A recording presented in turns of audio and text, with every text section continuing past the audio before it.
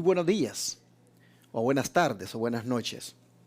No sé en qué momento usted va a escuchar esta lección, pero por el hecho de que aquí en nuestros medios de comunicación que rentamos, la pasamos en diferido durante el día, es que le saludo de esa manera y le doy la bienvenida al estudio de la lección de la escuela sabática en este día lunes 16 de marzo, donde estamos estudiando cómo la gracia ha hecho posible que el ser humano tenga comunión con Dios, con Jesucristo, su Hijo, y el Espíritu Santo, pero también comunión entre sus prójimos, entre los creyentes.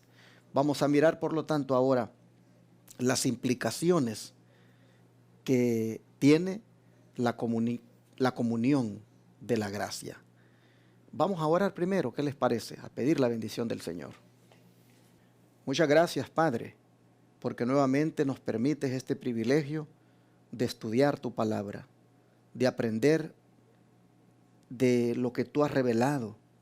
Y nosotros te pedimos sabiduría para esto, porque fácilmente, Señor, podemos nosotros no comprender lo que tú nos quieres decir si no invocamos esto, tu ayuda, Señor.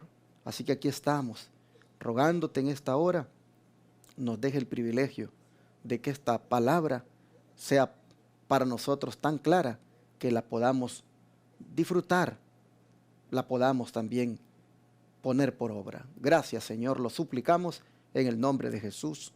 Amén. Este día vamos a mirar las implicaciones de la comunión de la gracia. Por ejemplo, esas que se miran allí en la cena del Señor, o esas que se experimentan, mejor dicho.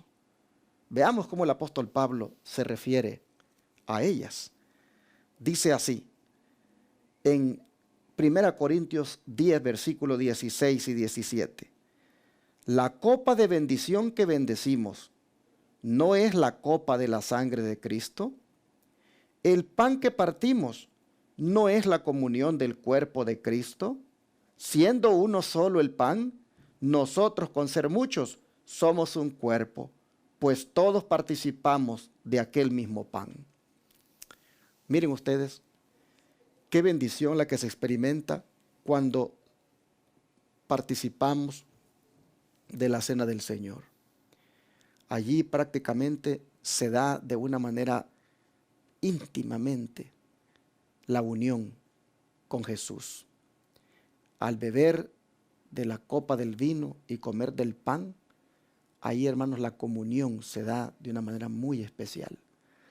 Por eso los animo a que cuando escuchen que se va a celebrar la cena del Señor, hermanos, primero hagamos conciencia de lo que vamos a participar allí y anhelemos hacerlo, hermanos, porque ese día, cuando comemos el pan y bebemos el vino, allí se da la comunión con el Señor, allí se da esa unión tan especial entre Cristo y nosotros. Aunque somos muchos, dice, venimos prácticamente a convertirnos en un cuerpo, porque participamos de aquel mismo pan que es Cristo. El Señor siempre ha querido tener esa comunión con sus semejantes, hablando humanamente aquí en la tierra. El Señor siempre ha querido que los seres humanos estén unidos con Él. Y por eso vemos que desde un principio, cuando allá en la aldea de Caná, de Galilea, se celebró aquella boda, Él buscó que las personas que estuvieran allí, en alguna manera, pues entendieran las bendiciones que traería el tener comunión con Él a través del vino que les convirtió aquel día. Pues después que ya no había, les convirtió el agua en vino. ¿Qué quiso el Señor mostrar aquel día? Bueno, dice el deseo de toda la gente, es página 118. Que Jesús no empezó su ministerio haciendo una gran obra delante del Sanedrín de Jerusalén, Su poder se manifestó en una reunión familiar, celebrada en una pequeña aldea de Galilea, para aumentar el placer de una fiesta de bodas. Así demostró su simpatía por los hombres y su deseo de contribuir a su felicidad. En el desierto de la tentación, él mismo había bebido la copa de la desgracia y de ahí salió para dar a los hombres la copa de bendición, de su bendición que había de santificar las relaciones de la vida humana. ¿Se dan cuenta, hermanos? Cómo el Señor, a través de aquel vino que proveyó para todos los asistentes a la fiesta de bodas de Caná, cómo el Señor se proponía que de esa manera ellos encontraran esa alegría y vieran cómo Jesús tenía simpatía por ellos, cómo el Señor quiso que fueran felices. Y quiero aclarar que ese no fue un vino fermentado, no fue un vino donde la gente se emborrachó y por eso era feliz. No, fue un vino puro, hermanos, un vino fresco, un vino que daba gusto beberlo sin que eso trajera consecuencias como las que produce hoy las bebidas fermentadas. Así que la felicidad fue el hecho de saber de que había vino y vino fresco. Bueno, dice que en el desierto de la tentación, Jesús, nosotros miramos que nuevamente bebe la copa de la desgracia y sale para dar la copa de bendición, porque Dios siempre a través de Cristo ha querido que el ser humano encuentre esa felicidad, esa bendición de tener una vida santificada. Bueno, hermanos y hermanas, ojalá que en la próxima cena del Señor todos participemos y no nos perdamos esa comunión íntima que se da allí entre Cristo y nosotros. Aquí vamos a proceder ahora a contestar la segunda pregunta, siempre en relación a lo que el Señor ha hecho posible. Dice: ¿a qué condujo la gracia de Dios a Jesús a hacer por nosotros? ¿Y de qué participó Jesús en común con la humanidad? En el libro de Hebreos capítulo 2, versículo 9 y versículo 14 nos dice lo siguiente. Dice: pero vemos a aquel que fue hecho un poco menor que los ángeles, a Jesús coronado de gloria y de honra, a causa del padecimiento de la muerte, para que por la gracia de Dios gustase la muerte por todos. Eso dice el verso 9. Pero el 14 dice: así que por cuanto los hijos participaron de carne y sangre, él también participó de lo mismo, para destruir por medio de la muerte al que tenía el imperio de la muerte, esto es, al diablo. Tremendo, hermano, lo que hizo la gracia. Dar prácticamente a Cristo de una forma que se hizo menor que los ángeles para padecer aún de la muerte y por la gracia de Dios, dice, gustar a la muerte por todos nosotros. Participó de carne y sangre para de esa manera destruir por medio de la muerte al que tenía el imperio de la muerte, esto es, al diablo. Así que, hermanos, es tanto el amor y el deseo de Dios porque el hombre sea salvo, que prácticamente hizo que Cristo su Hijo fuera como los hombres, un poco menor que los ángeles, pero para que muriera, para que todos nosotros, hermanos, tengamos esperanza. Dice el don profético: Cristo cargaría con la culpa y la vergüenza del pecado, que era algo tan abominable a los ojos de Dios, que iba a separar al Padre y su Hijo. Cristo descendería a la profundidad de la desgracia para rescatar la raza caída.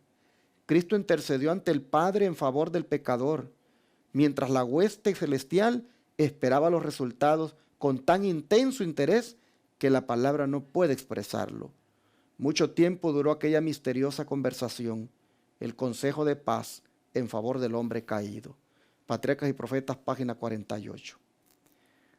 Miren ustedes cómo describe el don profético esto que la Biblia dice, que el Señor fue hecho un poco menor que los ángeles, que prácticamente Él gustó la muerte por todos nosotros, que se hizo carne y sangre para destruir de esa manera, por medio de su muerte, el que tenía el imperio de la muerte.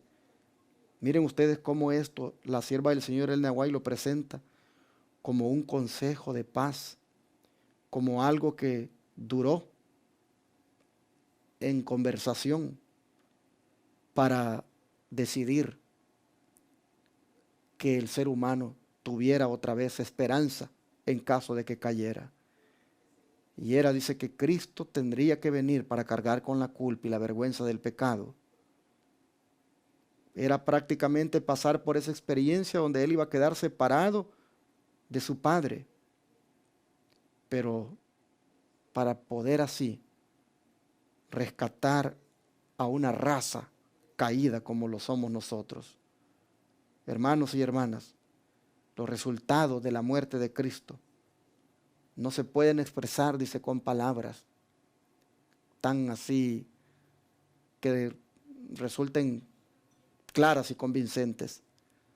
Lo que se hace de una manera limitada, imperfecta, pero uno encuentra aún en esas palabras limitadas e imperfectas la gran admiración y la grande reverencia que causa lo que el Señor hizo posible. Así que, hermanos, la muerte de Cristo hace posible que el hombre tenga comunión con Dios y con Cristo. La muerte de Cristo, hacerse Cristo humano, hacerse Cristo un poco menor que los ángeles, experimentar todo lo que experimentó en cuanto a sufrimiento, ha hecho posible de que el ser humano vuelva a tener comunión con el Señor. Por eso recalco, hay que participar de la cena del Señor. Cuando se nos convoque a participar, hay que hacerlo, hermanos, y allí conmemoremos su muerte, su resurrección, pero allí restablezcamos nuestra comunión con Él. Dios nos ayude a que lo logremos. Vamos a agradecerle al Señor por haber condescendido tanto para venir a lograr que nosotros nos volvamos a unir con el Padre, a tener esa comunión con la deidad. Vamos a orar. Padre nuestro, gracias, Señor, por este privilegio que nos da de comprender cuánto has hecho para que nosotros tengamos comunión contigo. Es admirable, Señor, que tú hayas condescendido tanto, al punto de ser igual que nosotros, un poco menor que los ángeles, al punto de que hayas hasta dado tu vida para que nosotros seamos restaurados de nuevo y tengamos comunión contigo. Oh Señor, esto de una manera más impresionante se vive cuando conmemoramos la cena del Señor. Allí, Señor, vemos cómo la unión contigo se vuelve a dar al comer el pan y el vino. De manera que por favor te pido que mis hermanos que me puedan estar oyendo, Señor, tomemos con bastante agradecimiento y solemnidad las ocasiones cuando se celebra la cena del Señor. Y que también, Padre, podamos participar todos los que podamos estar escuchando en este día en esa cena, porque así experimentaremos la unión que se da al beber el pan y comer el vino. Gracias porque siempre, Padre, has estado buscando que seamos felices. Gracias porque siempre has querido que nosotros, unidos contigo, alcancemos la verdadera felicidad. Y lo mostraste desde aquel día, en la fiesta de bodas allá en Caná de Galilea. Y así, Señor, lo has mostrado siempre, porque quieres que seamos felices. Gracias, Señor. Pedimos que nuestra comunión contigo ahora la vivamos, la podamos, Señor, mantener todo el día y así que sea siempre. Te lo rogamos en el nombre de Jesús. Amén.